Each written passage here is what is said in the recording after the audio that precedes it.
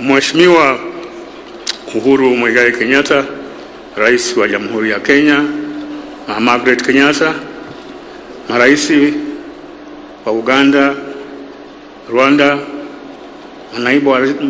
manaibu wa rais, mawaziri wakuu, naibu waziri wakuu, member wa diplomatic corps na kadhalika.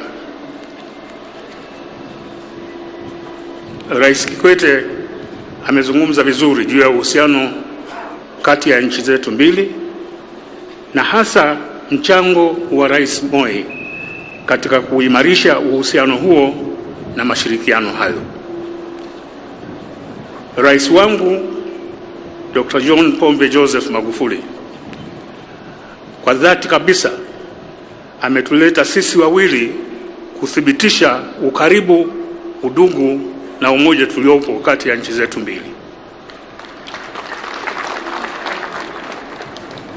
Lakini kabla sijasoma ujumbe wake kwa Rais Kenyatta, mimi niwakumbushe jambo moja tu. Nilikuwa rais wa Tanzania miaka 10. Katika miaka hiyo 10, miaka 7 nilikuwa nafanya kazi na Rais Moi. Kwa hivi kama alivyosema Dr. Ruto, pamoja na kwamba ni mzee wetu, lakini kwangu mimi alikuwa mentor wangu katika utawala na uongozi.